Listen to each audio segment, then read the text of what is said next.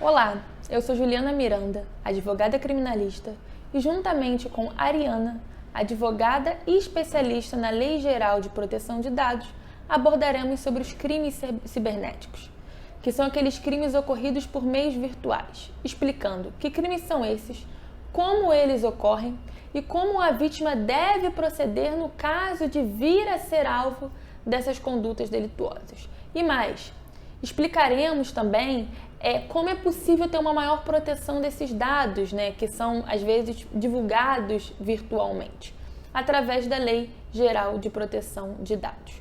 Os crimes cibernéticos são aqueles ocorridos então pela internet, através de dispositivos eletrônicos, como computadores, tablets, celulares, por exemplo. São exemplos desses crimes a clonagem do cartão de crédito, a invasão de aplicativo de banco, a obtenção de dados pessoais de forma indevida, como por exemplo senhas e demais informações que deveriam ter uma proteção maior, mas acabam sendo divulgados indevidamente.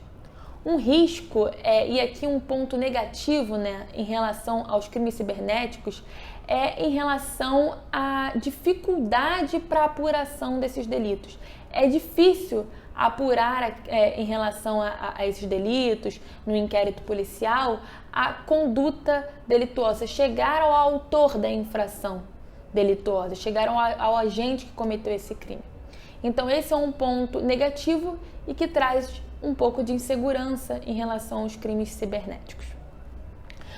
Um exemplo de crime cibernético é a invasão de dispositivo eletrônico, que está tipificado no artigo 154-A do Código Penal, que teve uma alteração com o advento da Lei 14.155 de 2021. O tipo penal consiste em invadir dispositivo informático, ou seja, computadores, celulares, tablets, como eu havia dito, de uso alheio. Ou seja, é quando você invade um dispositivo eletrônico que esteja sendo utilizado por outra pessoa. Essa pessoa não precisa necessariamente ser proprietária daquele dispositivo, mas ela precisa estar na posse daquele dispositivo eletrônico. E quando você invade ele, você pode cometer esse crime. Mas para que cometa esse crime, você deverá ter alguma finalidade. E essas finalidades vêm descritas no tipo penal. Dentre elas são obter, adulterar ou destruir dados ou informações sem autorização tácita ou expressa do usuário do dispositivo.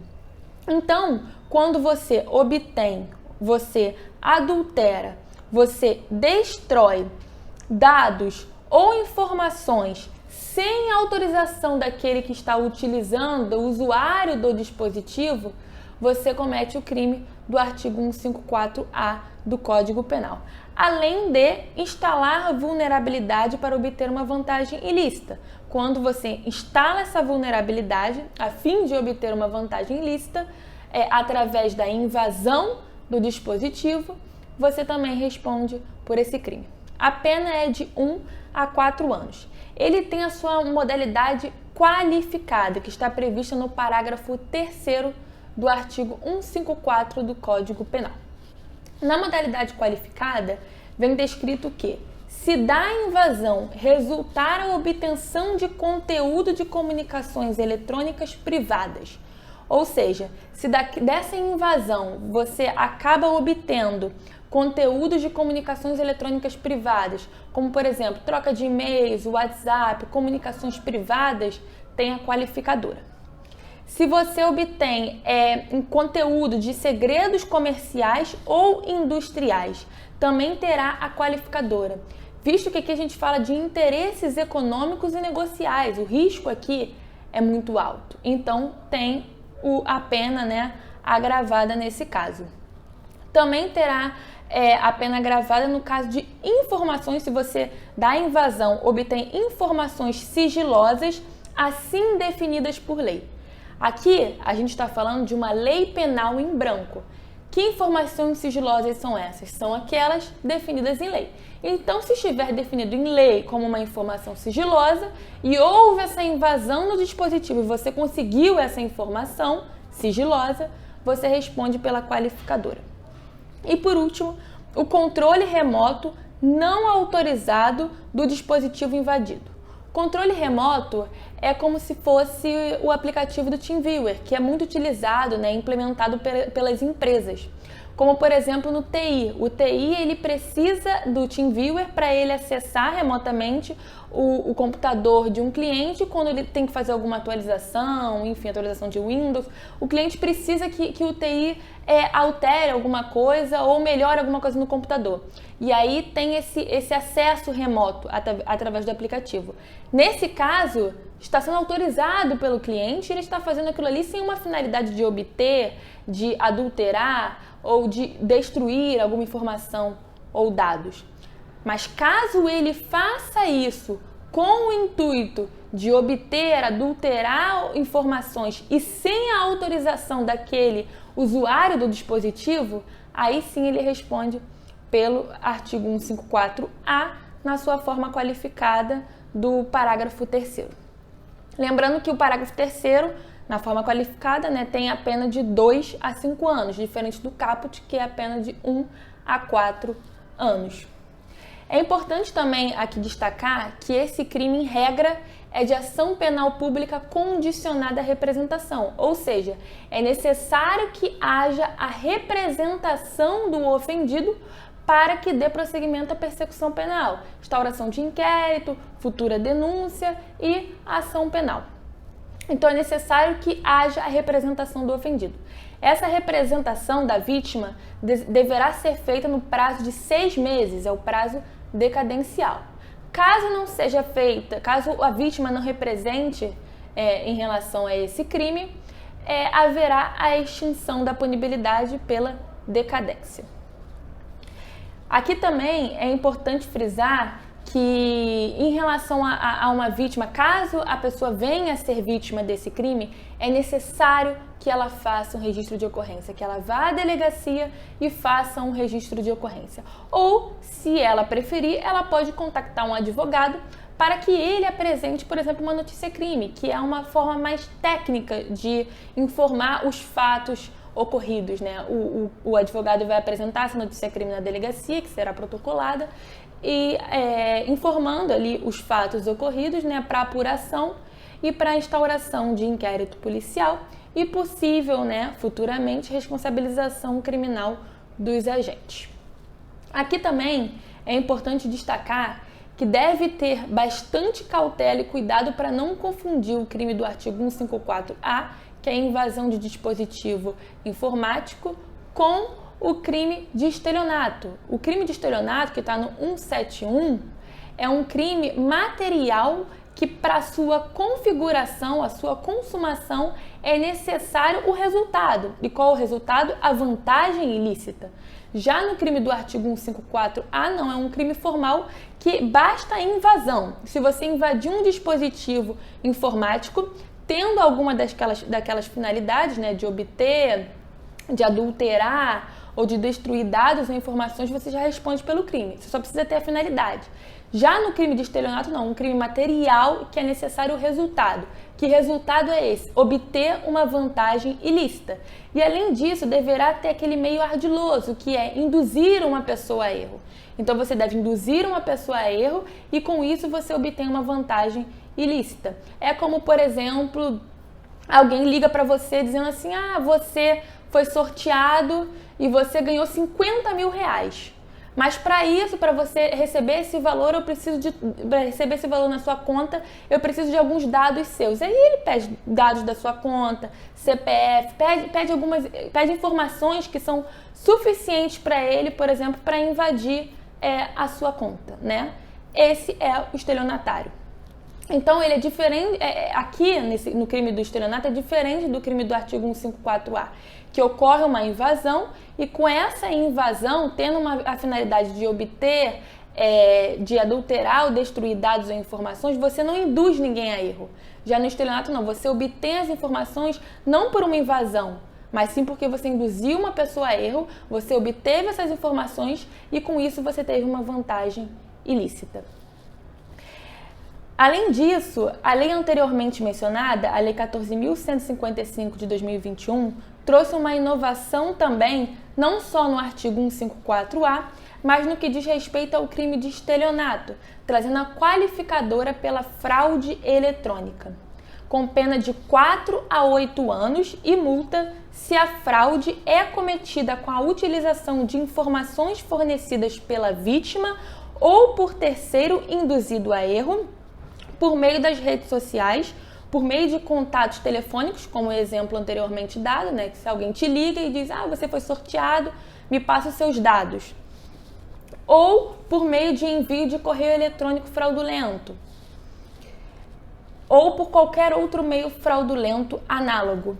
Por meio de correio eletrônico fraudulento é, por exemplo, um e-mail que simula ser enviado por uma instituição bancária, e não era. E aí ele consegue algumas informações suas.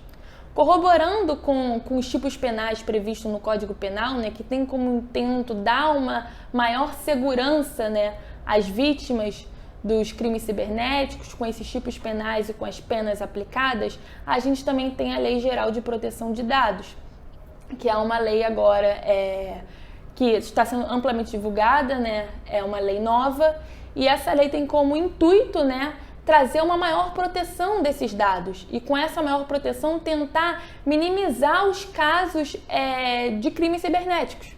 Além disso, essa lei também é essencial ser implementada pelas empresas. Isso será explicado melhor pela Ariana Quintanilha. Tudo bem? O meu nome é Ariana Miranda, eu gostaria de agradecer esse convite e eu vim falar com vocês um pouquinho sobre a Lei Geral de Proteção de Dados. Na verdade, o meu objetivo é mais uma vez enfatizar a necessidade de adequação à lei, não só pela importância dessa lei, né, para nós, para o Brasil, porque é uma lei que tem como base a GDPR, mas é uma lei que tem como objetivo proteger os direitos fundamentais, a liberdade e a privacidade dos dados. E a gente carece tanto dessa proteção, né? E nos últimos tempos a gente tem visto inúmeros casos de vazamentos, onde vários dados ficaram expostos na internet e a gente precisa de uma vez por todas mudar, ter mais cuidado com relação a essa troca, né? O que é necessário ter de dado de uma pessoa para que atinja uma determinada finalidade. E é esse o objetivo da lei, né? De garantir, de trazer essa segurança jurídica a nós, aos cidadãos, para que você tenha o conhecimento e controle do que vai ser feito com aquele tipo de dado que você está fornecendo. Inclusive, quando a gente fala em necessidade, esse é um dos princípios trazidos pela lei, né? É a gente avaliar essa necessidade. Antigamente a gente passava todos os dados, CPF, endereço, mas precisa de todos esses dados para atingir uma determinada finalidade? Então eu acho que hoje é muito mais, antes de qualquer coisa, fazer esse tipo de avaliação. Então é muito mais uma mudança de cultura, né? Quando vai nesse momento de troca, de coleta de dado, é você pensar se aquilo é necessário ou não para atingir determinada finalidade. Então, essa lei, ela tem como objetivo trazer essa proteção ao tratamento, seja ele físico, seja ele digital, seja feito pessoa física, seja feito pessoa jurídica, não importa, tá? É extremamente amplo, de modo que exatamente traga essa maior proteção e essa segurança que a gente carece tanto, tá? E essa adequação, ela é primordial por conta dos aspectos que eu já falei inicialmente, mas agora mais do que nunca por conta também das sanções, né? Inicialmente a gente não tinha as sanções sendo aplicadas, porque elas só começaram a ser aplicadas em agosto de 2021, até para que as empresas tivessem um tempo para entenderem a legislação, para se adequarem. A Agência Nacional de Proteção de Dados, que é o órgão que vai fiscalizar, pudesse regulamentar alguns aspectos que ficaram pendentes de regulamentação. E hoje, portanto, a gente tem a legislação em vigor, com as multas, com as sanções em vigor, que são sanções administrativas, que são sanções pecuniárias, que chegam a 50 milhões de reais. Então, é primordial que se adeque, esteja em conformidade com a lei, para que você evite não só essas sanções, mas que você evite, né, estar diante de um tipo de incidente de segurança extremamente exposto e na hora lá, obviamente, de comprovar a sua postura perante a Lei Geral de Proteção de Dados, você se perguntar, né, o que você fez para evitar esse incidente de segurança, você simplesmente não ter feito nada, você ter ficado inerte. E obviamente acredito, né, pelo menos essa tem sido o caminho, as aplicações de multa serão muito mais severas para quem não estiver em conformidade. Então, para que você se adeque à Lei Geral de Proteção de Dados, você precisa entender o seu papel nessa cadeia, né? Você precisa, a Lei Geral de Proteção de Dados, ela traz 2 papéis dentro dos agentes de tratamento, que são os controladores e os operadores. Os controladores, eles detêm o poder de decisão sobre aquele determinado dado. E os operadores, eles agem em nome do controlador. Na verdade, eles atendem ao pedido do controlador, ressaltando que não são os funcionários. Esse operador, ele não está atrelado, ele não tem relação com a empresa, ele é um terceiro. Então, portanto, entender esse papel é primordial, porque, inclusive, isso impacta na responsabilidade. A Lei Geral de Proteção de Dados, ela traz uma responsabilidade muito mais ampla para o controlador. Por óbvio, né? Ele recebe a informação, ele detém todo aquele poder de decisão acerca daquela informação que o titular de dados passou para ele. Mas o operador, ele pode ser equiparado ao controlador quando ele não age em conformidade com a legislação e não segue uma decisão vinda do controlador, desde que lícita, obviamente. E aí a responsabilidade dele passa a ser objetiva. Então, identificado esses papéis, você começa, obviamente, um processo de adequação e, portanto, você vai atrelar aquele tipo de tratamento que você está dando ao dado a determinada base legal trazida pela lei. Lembrando que a lei, ela traz a base legal do artigo 7º, que são os dados pessoais, que são os dados comuns, que são dados como endereço, CPF, nome, além dos dados pessoais sensíveis, onde a base legal está prevista no artigo 11, que são aqueles dados que acabam trazendo uma certa vulnerabilidade quando expostos, tá? Então, a adequação, ela passa por todos esses processos, né? Entender o seu papel na empresa, identificar a base legal para aquele tipo de tratamento, lembrando que para cada tipo de tratamento você pode enquadrar para uma determinada base legal. Então, é um trabalho, obviamente, muito delicado e é extremamente trabalhoso. É muito importante que se tenha hoje uma política de privacidade para que você consiga, dentro da sua organização, estabelecer as regras quanto aos dados que são coletados, né? Quanto às regras de acesso com seus funcionários. Então, todo esse processo de adequação que vai até a eliminação do dado, ele obviamente evita, né, e minimiza muito os riscos advindos de um incidente de segurança. Então, estar em conformidade hoje com a Lei Geral de Proteção de Dados, na minha opinião, é você demonstrar para o mercado o quanto você hoje pode ser competitivo, o quanto você hoje passa para o seu cliente uma segurança quanto ao que está sendo feito com os dados. Então, quando eu falo em mudar a consciência com relação à Lei Geral de Proteção de Dados, é você começar a enxergar essa lei de uma outra forma, e não como, essa é uma legislação em que eu vou ter que me adequar. Eu tenho visto muitas pessoas tentando se adequar numa parte, deixando outras partes em aberto, uma adequação que na verdade não é uma adequação, né? Então, você estar adequado a essa legislação você obviamente está um passo à frente, né? É você demonstrar que você está preocupado com o dado que você recebe, que você cuida desse dado, que hoje virou um grande ativo de uma empresa, né? E fazendo um link com o que a doutora Juliana falou,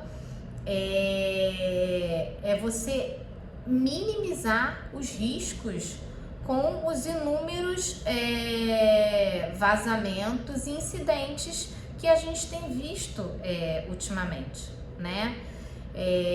Eu acho que é isso, essas são as considerações que a gente pode falar um pouco sobre a Lei Geral de Proteção de Dados. É uma lei muito mais extensa, teríamos assim vários aspectos para falar, mas hoje eu acho que satisfaz esses conceitos iniciais, e num próximo vídeo com certeza teremos oportunidade, poderemos falar mais.